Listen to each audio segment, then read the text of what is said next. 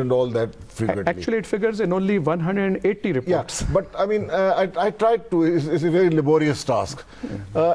Even out of those 180, it's a very small percentage which is really critical or prejudicial to the image of the ISI. No, not all of them are sort of harmful from that point of view. It's a very small number.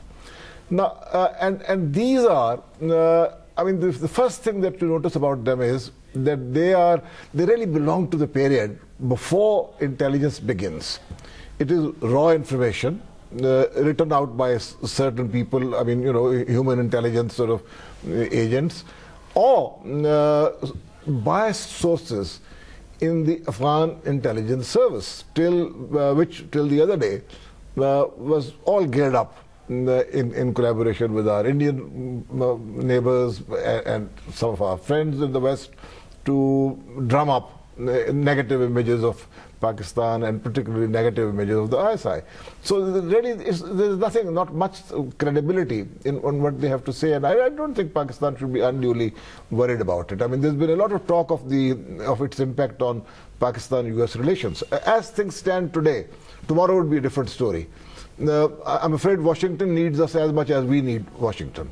And I don't think we should be unduly, I mean, they're as General Saab said, WikiLeaks, as they go, I think they are the biggest testimony, whether they are deliberate or whether they've been done despite the government in Washington, administration in Washington.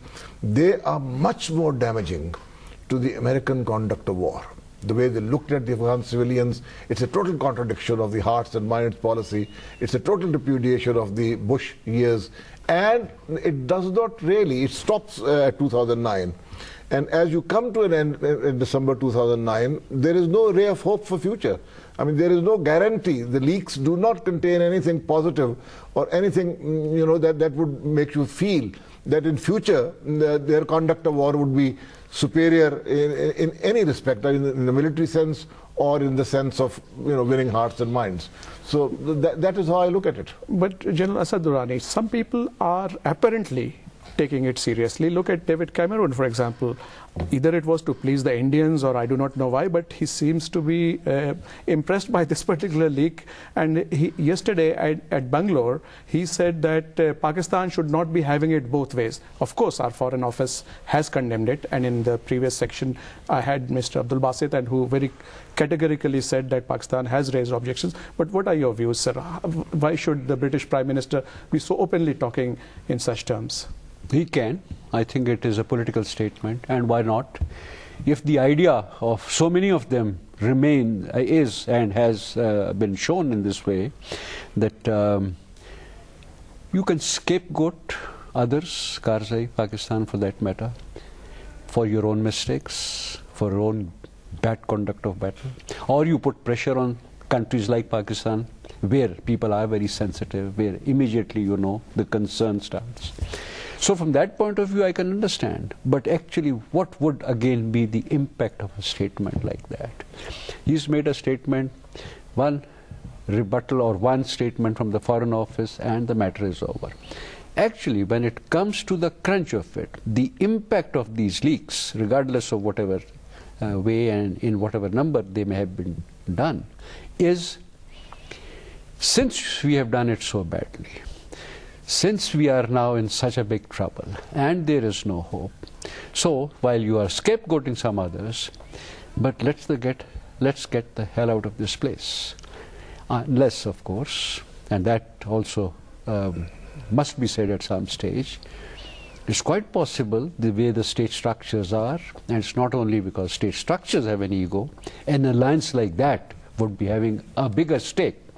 NATO's future is at stake, so they'll drag their feet as much as possible.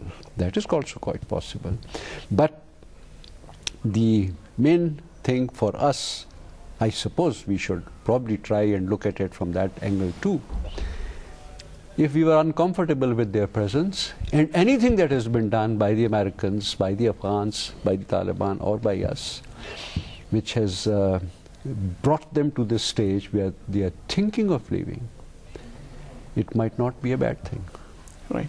So, Dr. Tanvir Ahmed Khan, The relationship between Pakistan and USA, and you are quite sanguine about it, but unfortunately it does remain blow hot, blow cold. But the generals have just explained the rationale behind David Cameron's comments.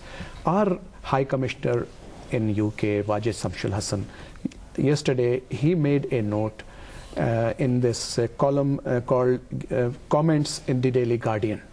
And he said very categorically that it's a pity, I mean basically he was referring to the WikiLeaks, that it's a pity that Pakistan's sacrifices have not been taken cognizance of, and instead a blame game has started. Would you like to comment on that? Well, my first comment would be, I mean, apart from this whole business of scapegoating, which is has been obvious for some time, I think Cameron was sent, I mean, by the British establishment also on an economic mission. The British economy is in dire straits. They have had the biggest cuts in their recent history. And he was talking to a gathering of businessmen. What he was saying was, we are on your side when it comes to, you know, this regional sort of dialectic. Please buy civil nuclear things from us. Please buy reactors from us.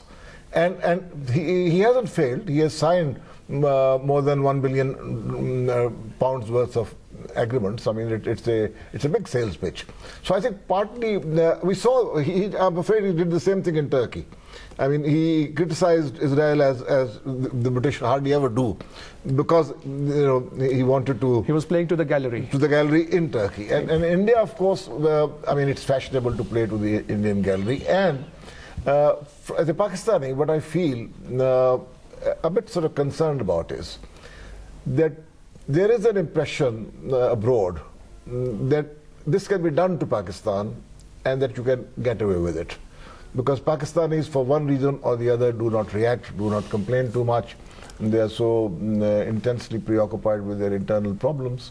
I mean, this was an entirely an unnecessary Pakistan bashing on a soil which is not a friendly soil.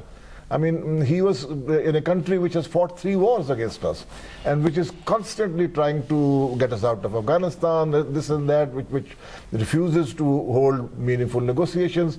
I mean, it would have been much better if the Prime Minister of the United Kingdom had used that occasion to counsel restraint, both India and Pakistan, I'm not talking of only India, and say, well, you didn't succeed a week ago or 10 days back to resume your dialogue.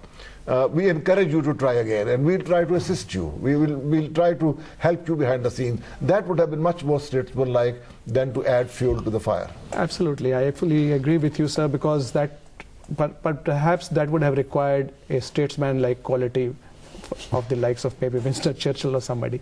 So I read your piece, WikiLeaks or coup, which you had very kindly sent to me also, but I believe it has seen the light of the day in other places. You have mentioned about a possible double game, sir. Would you like to shed some light on this, sir? In this context, what I meant by double game, I may not exactly recall, but my theory on double game is simple. States do not play single games. If they are worth their while, they should be able to play double, triple or more number of games, because that is how, I mean, international relations are complex. State diplomacy is not a matter of, you know, staying black and white. But to be very specific on this, who does not? The military operations in Afghanistan are one thing. There should be no secret that all of